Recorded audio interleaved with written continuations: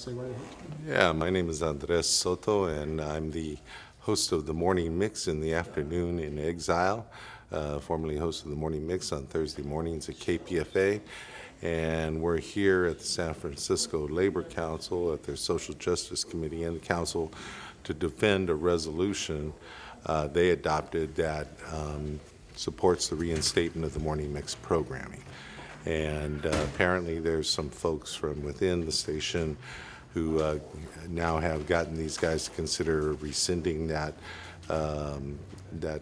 resolution, and we're here to defend it because we believe that we were unfairly, unjustly removed from the air at a primetime slot, and really the losses to the broader community throughout the Bay Area and Northern California because we are presenting local stories, local information, and helping to spread the word about local movements that have been working to improve the life of working class people, poor people throughout the Bay Area. And my special focus, being a lifelong resident of Richmond, has been to shine the light on the challenge that the people in Richmond, the progressive movement in Richmond, has really been doing to the corporatocracy that has historically dominated Richmond, particularly Chevron.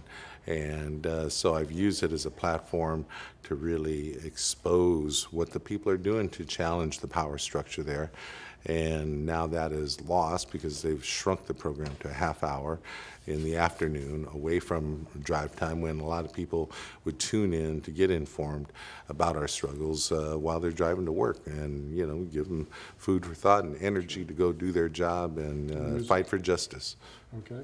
And why do you think the union, which is not really being affected by this change, is saying that it should be rescinded, the action should be rescinded, since there's no loss of jobs or anything like that? Mm-hmm. Well, I think it's because of the internal politics within the radio station and challenges between the paid staff and unpaid staff, and that unpaid staff used to be represented when it was a different union, but now the current union refuses to represent unpaid staff.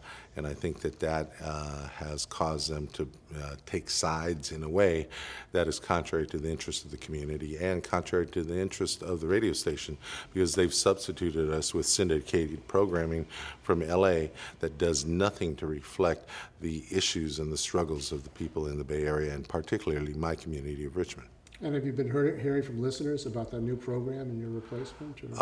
Yeah, well, I mean, everybody who's talked to me says, they miss hearing the program. They would get so much information.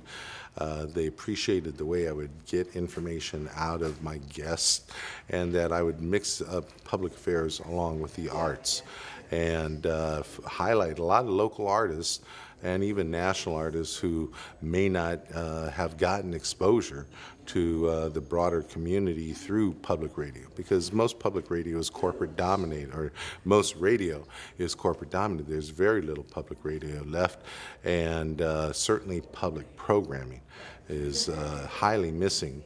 And as a result, whether it's a political cause or whether it's a musician or an actor, they don't get the same exposure that the corporate media provides for the people who are endorsed by their side.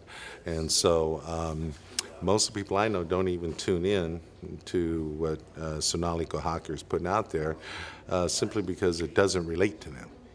And what would you say to Sonali if you could talk to her about what happened? I'd say, Sonali, take care of your own backyard. I appreciate you trying to build your career, but don't build it on our backs and on our community's back.